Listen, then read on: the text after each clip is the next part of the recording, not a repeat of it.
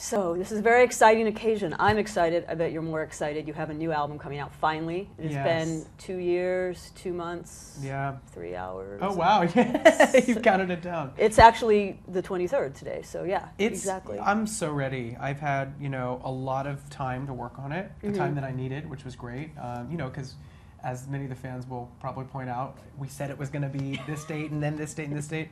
And part of that was like it wasn't ready, and I think the most important thing is that it's a great album, that it's cohesive, that it's not just 1 or 2 singles, it's like a real experience. Now the old adage for most artists is you have a lifetime to do your first album and 6 months to do your second, but coming off a show like Idol, it's actually the opposite. I think it's the other way around for me. The first album was kind of like a crapshoot. It was like a guessing game. I think this is the artist that I am, and I think this is who my fans are, and I think this is what I'm supposed to do, and luckily there's a lot of great songs on there, and it was good, but it was fast. It was a month and a half, and I was on tour at the same time, so my voice was taxed, and you don't get to sit with the material and really like kind of test it out on people. With this album, I was able to like play it for friends along the way, in various states of consciousness. Like on Halloween, I rented a party bus with friends, and we were having a great time, and I played some of the dance music to see how they would react to it. And were they all dancing on the bus? Oh yeah, it was like an explosion. It's like a funk explosion. It's like a double Dutch bus. Yeah, it was hot. It was great. So yeah, I think that the album has been tested. It's been like tried and true, and I've created probably over about 40, 50 songs over the last year, and that's what it took to narrow it down to get 12. Would you say you found your own voice in a way, and you sort of alluded to the fact that the first album was a little, not all over the place, but it jumped genres a lot? It did jump around a lot, I think it was a guessing game, and I think this album is a lot more cohesive, and I think that it's coming from a more like soulful, emotional place than the last one. The last one was kind of this like showy, theatrical, over the top.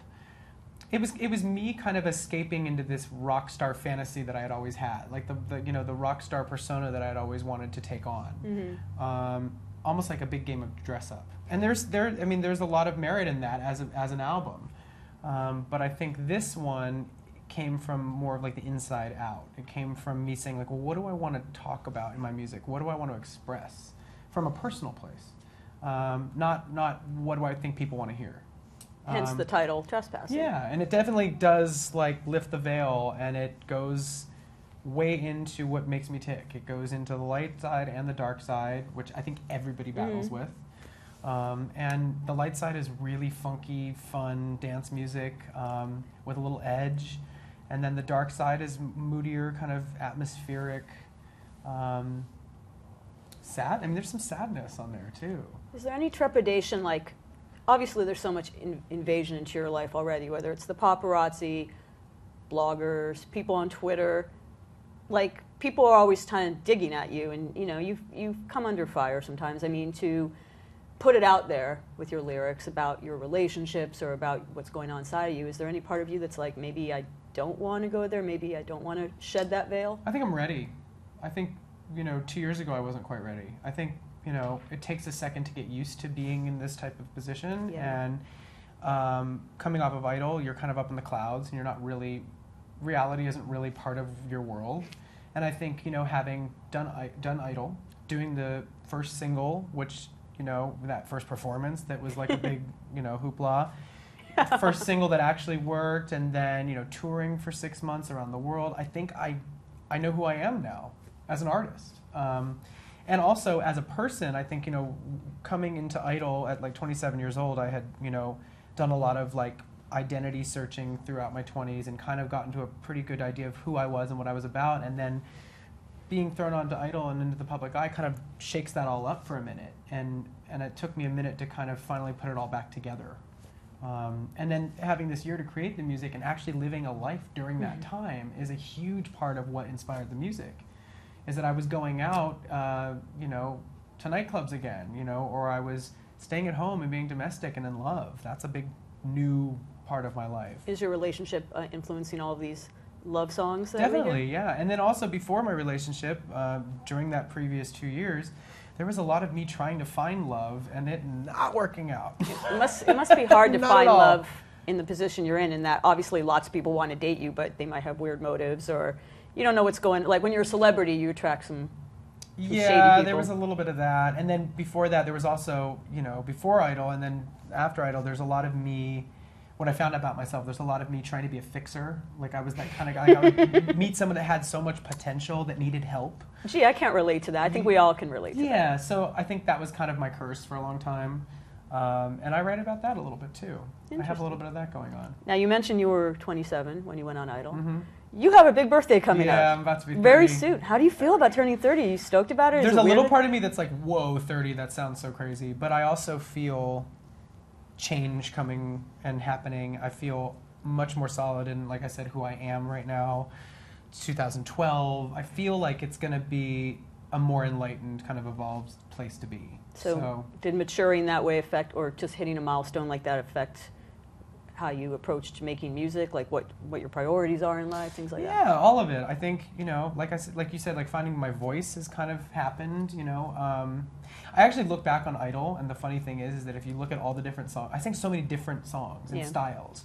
And I think that the like crazy over-the-top classic rock part of me, which was covered on Idol, was more injected into that last album. Definitely. This one, there's other things kind of coming, like funk and disco and maybe more the soul side is kind of coming in a little bit more.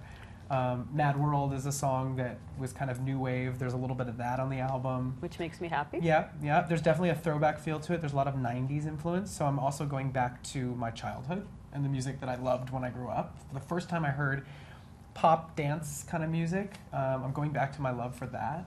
I think I'm also fully embracing my the gay community in this album, maybe even more so than the last one. I think I'm really, talking about where I come from more so than I did in the last album. Was that something you were hesitant to do before? I wasn't hesitant, it just wasn't where my head was at. It was like I would have just come off of Idol, and I was like kind of wrapped up in like going throwback rock star for all these fans and kind of giving them what I thought they wanted, and sometimes it worked, But on this one, it's like I wanted to do just like what I wanted to do.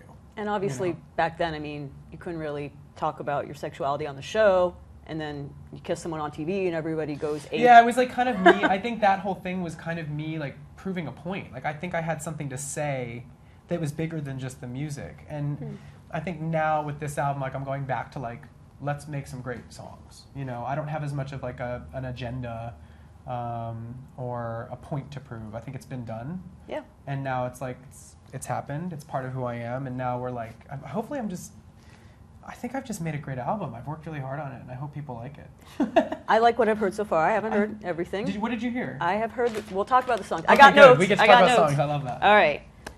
Cuckoo.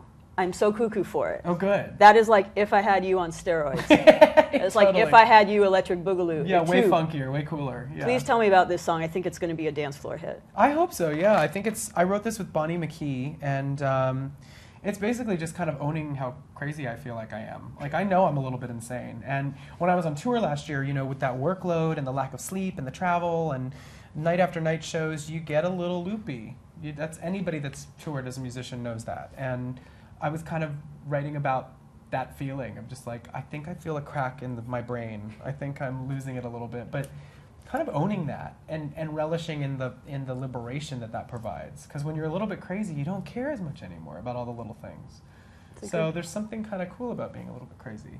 So was that sort of the continuation of If I Had You? I feel like If I Had You, which is probably like your biggest dancey song of the last album, I feel like you're going more in that direction I was more, and that's the thing is like, there's a couple of songs on the last album that I could probably like pull into this collection, but I don't think If I Had You is really the one. I think it's, I was listening to a lot of like Daft Punk and Justice, a lot of the like French electro where they're incorporating rock and roll but doing it in an electric way. I wanted to kind of bring that energy into it. And then, finding that like funk groove. If I Had You is not funky. It's very like on the beat. It's a great song. I see what you're saying. I love the song, but it's very like Euro pop. This song has like a funk swing to it. It's more like, it has more of that like 70s, 90s like groove. So that's what we were looking for on that one. And then the chorus, all of a sudden, because it's like we're in a madhouse and because it's crazy, the chorus erupts into this almost like this 80s hair metal kind of thing. So it kind of jumps around to prove the point that it's like I'm nuts.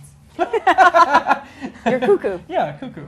Will there be remixes of this song? Say yes. I sure hope so. Yeah, I think can people only- will kill it with some remixes. I agree. Yeah. Now, speaking of funky, another song I've heard that I love is Yeah. Trespassing. Yeah. Now, the obvious reference people are making is Queen. Yeah. Another One Bites the Dust, a little bit of We Will Rock You with the chanting. Yeah. The fact that you recently reunited with Queen, which was awesome, by the way. That was cool. It was amazing. I couldn't believe they asked me. I was like, really? How quick, before we talk about, how quickly did that come together? Like, was it, Well, because it my was very manager- under wraps till last minute. Yeah, well, I mean, that wasn't, they wanted to kind of make it more of a surprise, so I said, sure. Mm-hmm. Me, I want to tell everything all the time. So I was like, I can't tweet about it. All right. My manager called me and said, is that something you'd like to do? And I said, are you kidding me? Of course. you know? Yeah. So, and I actually think that this year there's going to be some more Queen stuff, so stay tuned. Yeah. I actually wouldn't mind it if you were doing Trespassing with Queen backing you up. Like I don't playing. think they're going to want to play any music but their own. Aw, So I this is wouldn't a dream of mine. Yeah, and mine too. But I think that I need to respect them, and I would just be honored to sing their music with them. So can you give me any details about what No. you're going to be? All right, watch Yeah. this space. Again, I'm not allowed to tell. Well, let's go back to your own music then. Trespassing rules. Yeah. Love it. I do like the chantiness of it. I hear the Queen stuff, but it's also almost like the Go Team, or even like a little bit of like Mickey by Tony Basil. There's like a nostalgic feel to it, and I think that it's because I think it's like an anthem. I think that it's meant to be a song that like inspires people to just take a risk and be who they are. I mean, that theme comes up a lot with me, but that is kind of the type of person I think I represent. And the song is basically saying, you're saying I'm an outsider and to keep out, and I say, Awesome. I'm going to do what I want to do, and I'm going to do it the way I want to do it. And it was a co-write with Pharrell. With Pharrell, yeah. How did that come about? It was, and I literally, when they said, oh, you're going to go in the studio in Miami with Pharrell, and I said, I'm not cool enough. Really? Yeah, I don't think I'm cool enough to work with Pharrell. I think he's too cool for me. I was really intimidated. I was nervous, and I walked into the studio, and he's so cool. Like, but not like too cool. He's like down to earth. He's smart. He's a great musician. He's cool about the things you're supposed to be cool about. And so we started talking, and we connected kind of on a more philosophical kind of place, and that's where the song came from, is me talking about where I stand in the music industry and what my experience has been over the past couple of years. We talked a little bit about Burning Man as a kind of a jump-off point. Has he been? No, but he knows what it is. Maybe you guys can go together. Maybe. But I think the song not only says that, but it also kind of goes back to a mindset that I had before I went into everything. And that was one of the goals on the album, was to kind of go back to what I was going through and where I was at emotionally and mentally and musically before all of this. Because I feel like that was the place I was in that inspired me to do this in the first place. So I kind of wanted to rewind and get back to like a more like inspired, creative place without all the pressures of the business and the fans, and what made me love to make music on a personal inside level. I do hear a lot of joy in that song. Yeah, it's like, and it felt good to sing, and it was fun, and it was, I can't wait to perform it live. I know, I was about to say. It's just, it's like, oh, it feels you need to get good. like a gang of like Justice children on stage, like singing. Yeah, and I think choreography too, I really want to move to that. I can't wait to do a video. Awesome. I feel like it's a very like stompy walking. Video, does that mean it's going to be a single? Maybe. It could be. It should be. It could be. And you did another song with Pharrell, Kickin' In. I Kickin' haven't heard In. that one yet. Tell me a Kickin' little. In is also really awesome. I think people are going to be like, that's Adam? It's me, but it's like a totally different sound. Very inspired by, and we didn't even realize it until after it was done, how Michael Jackson it felt. Or Prince, Michael or Prince. It has that like kind of throwback, like 80s funk thing. And also it has a lot of like 90s house music influence in it. It's a really fun song, and that's a song about, it's me narrating and giving commentary of like a hot mess girl at a bar. This is going to get played in a lot of bars. Maybe strip joints. Maybe, too. but it's also the way I played it for some of my gay friends. They're like, the way they talked about it, they were like, oh yeah, that's about our friend, like girl, like boys call each other girl all the time in the gay club. So it's about that girl. Everyone's going to know one of those. She's girls. crazy. Yeah. Awesome. Yeah.